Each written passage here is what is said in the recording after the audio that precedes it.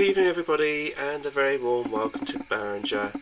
And today I have a layout update for you. Today's theme is going to be general knowledge, so there's bits of everything in this particular one,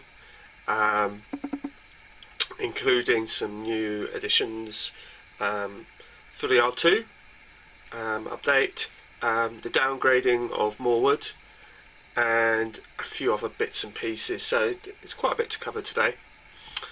The first thing I'm going to talk about is my new releases. One of them I'm not really going to talk about too much because, to be perfectly honest with you, I think most of you have probably got this loco already, and there's so many reviews out there. I'm not going to bore you to tears by giving you my view of it, a review of it, and basically when there's so many others out there that have done such decent reviews on it, but I'll just go through it nonetheless. So the first thing, my first new loco is this one, and this is my DCC Class 68, and like I said, I'm not going to go into too much depth over it, simply because of the fact that basically there's so many decent reviews out there that so many of you have already got this already. All I'm going to say about this one is that it's awesome. Apart from the obvious issue with delivery, I've had absolutely no problems with mine whatsoever. Nothing's fallen off, no glue marks, nothing. All I've had with it is, like I said, it's just the issue with delivery, like so many other people who have this livery. And that's about it. Now I love it to pieces, and it runs really well on this layout. And this is something I have to say, because I did originally buy a DCC 73, which I quickly got shot of, and I was a bit dubious about buying this particular one because I wasn't sure about its running capabilities on my layout. I'm pleased to say that it doesn't have any issues whatsoever running on my layout, so well done for that. I just think it's awesome, it looks beautiful and it runs sweet. My next new recruit is this Class 66 in the GBRF Barbie livery, and it is 66725, also known with the nameplates of Sunderland. I haven't fitted them as yet, but I do have them.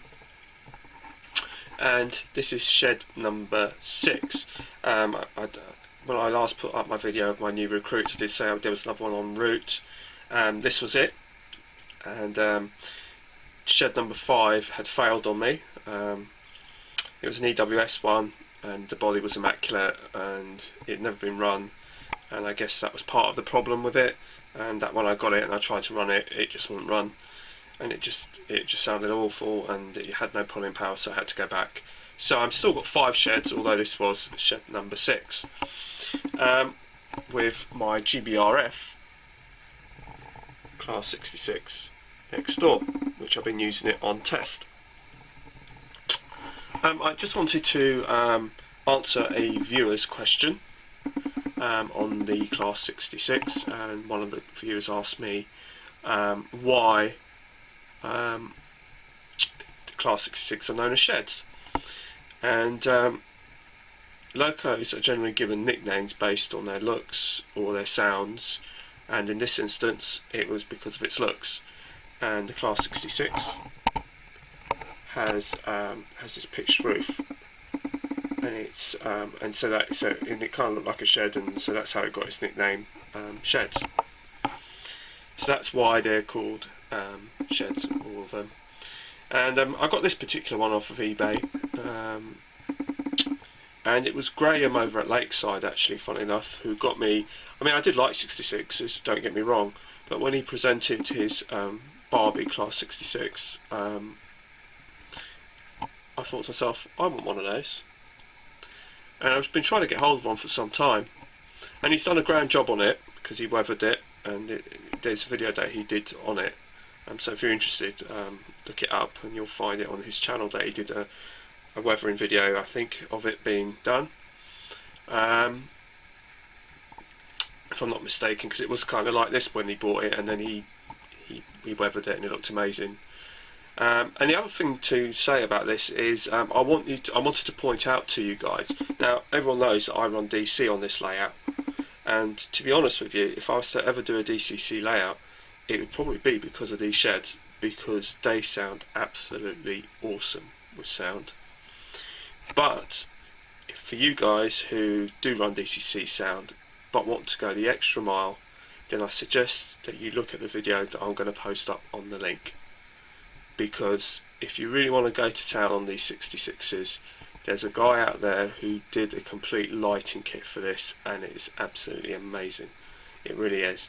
It's got the head, the night running lights, the daytime running lights, and also something which is absolutely brilliant, which is the shunting mode, where the lights are flickering on and off like hazard lights in a car, and it looks absolutely awesome.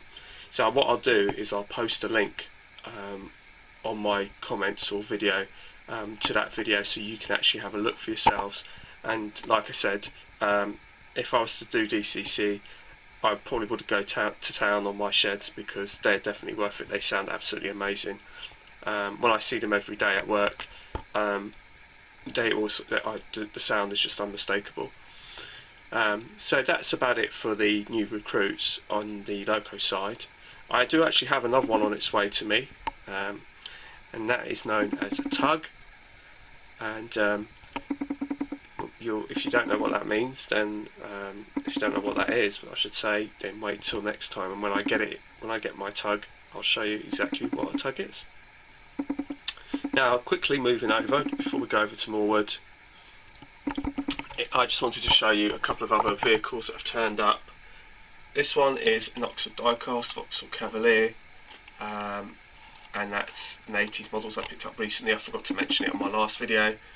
And also I've got this CityLink transit van, and they're now defunct. Quite well known why they got defunct. It was kind of at Christmas time and the mismanagement, and they all went to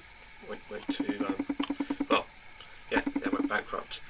But anyway, we'll now go off to Morwwod, and I will give you the update over at Morwwod. So here we are over at Morwwod over at the Morwwod end, where we normally start with the layout update. Obviously got the folly. Now, Morwwod has been downgraded quite substantially, and I'll explain the reasons for it in a minute. I'm just going to show you what I've done. I have now basically downgraded it to a single island platform. That's all I've done. It's currently under construction, but that's purely because of the fact that I have run out of glue. But in some ways it's quite good to show you the construction of the platform like this, because this is one of many ways that you can construct your own platforms. This is completely made out of card, and also I've just bent the card in order to follow the curves of the track. And this is a very simple process of making it. And basically, if I just show you here, this is basically a piece of card. So like a piece of card like that, for example, you slice it down the middle, you fold it, so you've got it like that. Then what you do is you cut these little notches out of it on one side, on the side that's to sit on the board. So it will allow you to bend the card and make the card flexible to bend it around the curve of the track. And that's what I've done on the other side as well. And then basically I'm bracing it across with the card as well, so that basically keeps the card upright. Now on this particular island platform there isn't going to be any weight to it, so obviously if you're going to put lighting on it and you want to drill through it, obviously you've got to bear that in mind. I mean, you could put like a wood block in here just to fill it up, so it's got something to bite into if you decide to do that. So basically why I've done this is I wanted to simplify the track. That's kind of what I wanted to do. I wanted to simplify the track work completely, and also just make it a nice gentle sweeping curve and a gentle sweeping layout all the way through. Because I should actually point out that I actually started making a platform for this side, and so basically if you saw that video, basically the second part's been cancelled because I'm now not going to use it. Because what happened was I put it up here and then I realised that it was just too tight, and then everything just looked so tight, it looked all so crammed in, and it just looked, I didn't like it. So I thought the way around it is I could make the embankment more gentle, make it look more rural. I can put an island platform in because the whole emphasis on the layout is Berringer and districts. So Berringer is the main station, and I was beginning to think that Morwwod was kind of almost overshadowing Berringer because it was getting quite big, and also the fact that the track work was getting too tight towards the fiddle yard, and it just made it a bit too kind of crammed. It was too tight and I just didn't like it. So what I decided to do is downgrade it, just make it an island platform. I've kept the steps. What I've done is I've just tidied up the back here. This is the back retaining wall. What I did with the other wall, this end of the wall, is basically I sliced it with the knife along the back here from the top end, which allowed me to pull the wall out and curve it around, and then basically underneath this is, again, it's just card that's been battened, and basically because there's going to be no weight attached to this at all. So if I just sort of lift this station building, which was off the old Offord on the Hill, you see that what I've done is basically I've just braced it with card, and that just allows it to sit on top, and then I've cut the notches out in order to allow the lighting to sit in. That's all I've done. There's going to be no weight on this. The only weight on it is just going to be the station building itself. And then basically the passengers can come out from here and then walk their way down towards the footbridge and come down the footbridge onto the platform. So that's kind of the premise of it. And I must admit, I am much more happier with this layout plan because it's a lot simpler to use, and basically it's less tricky. The corners are a lot easier to take, so that makes it a lot easier for the locos to get round. Obviously I've lost the point work, but I've also lost Morwwod nuclear flask terminal. That's now gone as part of the layout. That's something else that's quite drastic. It hasn't actually gone because it's still here. It's here. As you can see, it's still alive. But whether or not, I'm debating whether or not to use it as an exhibition layout, or whether or not I just dismantle it. Because basically what I wanted to do is not complicate the layout. It was getting too complicated, especially on this bit here, because I had too many points. The points are too tight, the curves are too tight, and it all funneled into this little section here, and then into the station here. It was just the coach didn't look right, and it just all looked like it was I was just cramming it all in, and the coaches weren't close enough to the platforms, and it just. So what I'm planning on doing is basically covering this part of it up again. So hopefully what you'll see, really, the scenery and the scenic break will really probably start from about here, where the two lines are. That's where I'm thinking it's going to start. And like I said, if you look down, it's a lot more gentler, and it's just more easy to get round with the locos. It's just gentle. It's easier for HST just to glide past the platforms, the freight trains just to glide past the platforms. So although it is quite drastic what I've done, I think it's for the greater good, and I think it makes more sense. That's the other thing. I just think it makes more sense, and I'm happier with this arrangement. And like I said, Berringer's the main station, and all these other little stations that are on the way through are just like parts of the district, of the districts. And like I said, the premise of it is that the HST wouldn't be stopping at these stations; it would stop at Berringer because that's the main station.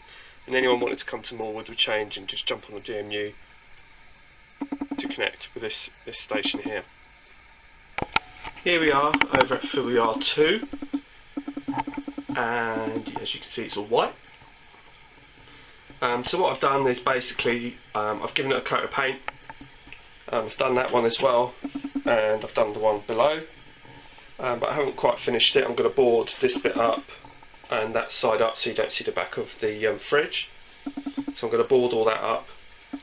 But what I wanted to do is I wanted to do the top here so I can start laying some track. And as you can see, it just butts up to this next piece here, and that will just come out onto here. I've already got the track plan for this, and I know the track plan will work,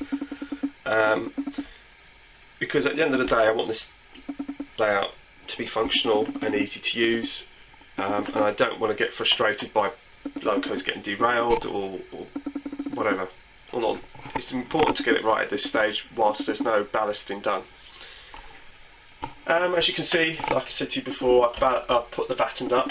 I don't have any paint. I've run out of blue paint because I thought I had some sky blue paint. So this is basically going to be where Volma sits on top of these battens there, then this will kind of be the sky kind of thing. And as you can see, I've painted it all up, all the way down,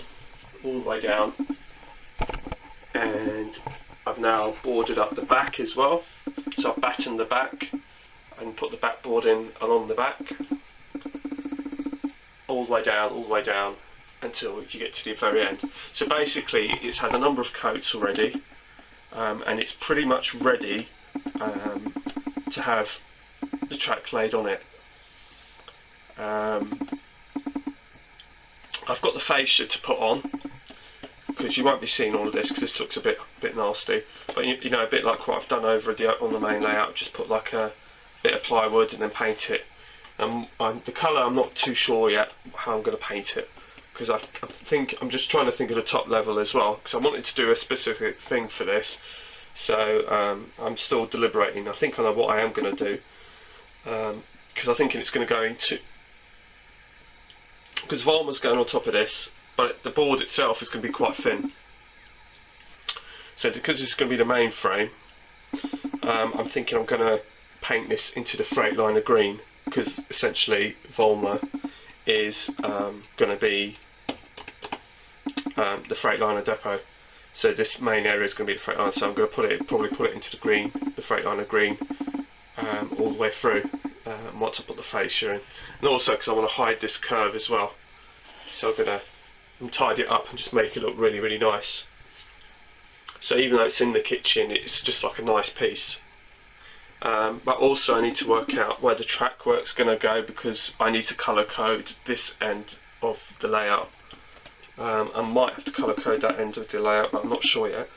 And basically the reason for colour coding it is I'm going to put a couple of different coloured bars on here. One's for the uncoupling area, one is for the stop area.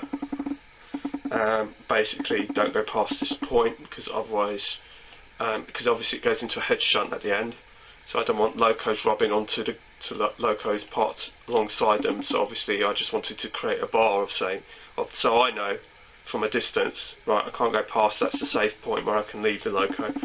So if I want to move another loco next to it, I know it's not going to rub against it because I've put it too far forward. So it's that kind of thing. It's nothing special, it's just for me, really. And also, like I said, an uncoupling bar, so I know where from a distance where the uncoupling ramps are going to be.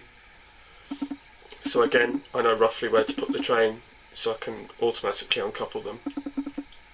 So that's something else I've got to do, but that can only be done once I've laid the track. But I'm really pleased because we're not too far off done now in terms of laying the track. There really isn't much more to do. I've given this, like I said, about 3 coats. But it's been quick drying paint, so it doesn't take too long to dry. So like I said, it's not too far off done at all now. I mean, if you see it from there, it's pretty much done.